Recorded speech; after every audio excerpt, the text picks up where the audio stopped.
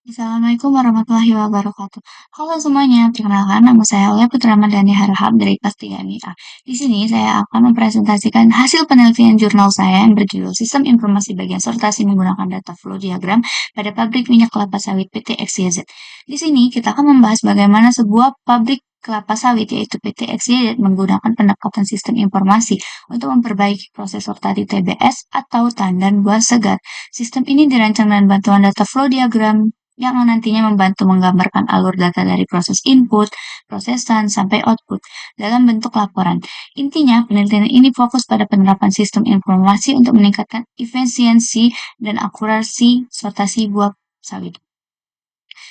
Permasalahan yang dihadapi PT ini adalah proses sortasi buah sawit yang masih manual. Masalah selama ini, buah dipilih berdasarkan penilaian para pekerja lapangan. Caranya tidak punya standar yang jelas dan sangat subjektif. Jadi, kalau pekerjaannya berbeda, hasil sortasinya juga berbeda. Akibatnya terjadi banyak ketidakkonsistenan dalam sistem manual ini cukup besar. Dan efisiensi kerja jadi menurun karena butuh waktu lama. Kesalahan manusia sering terjadi, misalnya buah layak malah dikembalikan, atau buah tidak layak malah lolos produksi. Hal ini akhirnya mempengaruhi pada kualitas hasil produksi, bahkan bisa menurunkan kualitas minyak sawit. Jadi, masalah utamanya adalah ketergantungan pada tenaga kerja manual yang menyebabkan ketidakefisiensi dan turunnya kualitas. Analisis kebutuhan untuk mengatasi masalah tadi, perusahaan butuh sistem informasi sortasi yang lebih modern. Dalam sistem baru ini, ada 4 entitas utama yang berperan. Pertama ada admin, yaitu bertugas mencatat data buah yang masuk dan keluar. Jadi setiap TBS yang masuk ke pabrik harus diinput supaya ada catatan resmi. Yang kedua, bagian sortasi produksi. Bagian ini memeriksa kualitas TBS, memutuskan buah mana yang layak diproses dan buah mana yang tidak layak diproses. Yang ketiga, supplier. Pihak yang mengirim TBS ke pabrik. Kalau ada buah yang tidak layak akan dikembalikan ke suppliers. Yang terakhir, ada manajemen. Menerima laporan akhir. Dari laporan inilah manajer bisa mengambil keputusan mengawasi kinerja pabrik. Alur kebutuhan ini membuat semua aktivitas tercatat, mulai dari data masuk, sortasi, rekap, hingga laporan. Jadi, tidak ada lagi data yang tercecer atau keputusan yang hanya berdasarkan perkiraan. Metode pengembangan sistem informasi ini dikembangkan menggunakan pendekatan data flow diagram DFD. Kenapa memilih DFD? Karena DFD sangat cocok untuk menggambarkan alur data dari awal sampai akhir dengan jelas.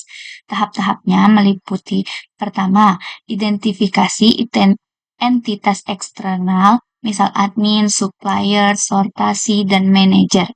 Yang kedua, identifikasi input dan output yang mengalir di sistem seperti data buah masuk, buah dikembalikan, laporan penerimaan, dan laporan stok.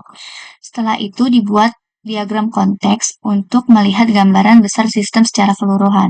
Lalu disusun hierarchy chart agar lebih detail dalam melihat hubungan antar proses. Setelah itu, sistem dipecahkan lagi ke DFD level 0 atau level 1. Di sini kita bisa melihat alur data lebih spesifik, misal dari proses input, penyortiran, sampai laporan. Dengan metode ini, proses yang tadinya membingungkan jadi bisa divisualisasikan dengan jelas dan setiap pihak tahu akan perannya. Dalam desain sistem yang baru, ada alur proses yang lebih terstruktur, seperti admin dapat mencatat semua data dengan baik, maupun admin dapat mencatat semua data dengan baik, data buah segar atau data buah yang tidak segar. Seperti suppliers mengirim TBS ke pabrik, jika ada buah yang tidak sesuai standar akan dikembalikan ke suppliers. Bagian sortasi memeriksa kualitas buah. Di sini diputuskan buah layak masuk ke stok atau harus dikembalikan. Manajer menerima laporan akhir yang berisi data buah yang diterima, stok yang tersedia, beserta data buah yang dikembalikan. Proses ini dilakukan setiap hari, bahkan ada rekap bulanan untuk manajemen. Dengan alur ini, semua data lebih transparan dan bisa dipantau secara langsung oleh manajemen. Kesimpulan, data flow diagram dapat digunakan untuk mengoptimalkan sistem sortasi buah kelapa sawit dengan menggunakan sistem informasi berbasis DFD. DFD meningkatkan akurasi data sortasi, efisiensi program kerja, serta memudahkan pemeriksaan pengguna.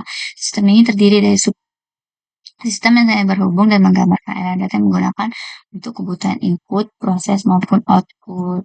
Kesimpulan dari jurnal ini adalah penerapan data flow berhasil membuat sistem sortasi lebih efektif.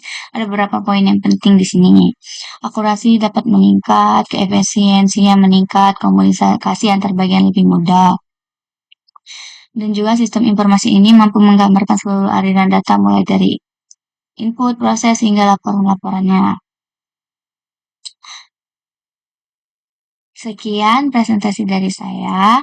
Jadi, secara keseluruhan, penelitian ini menunjukkan bahwa penerapan sistem informasi dengan kebutuhan data flow diagram bisa jadi solusi untuk masalah sortasi manual di PT XYZ.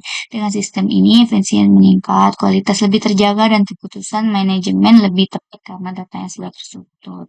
Sekian presentasi dari saya. Saya akhir. Wassalamualaikum warahmatullahi wabarakatuh.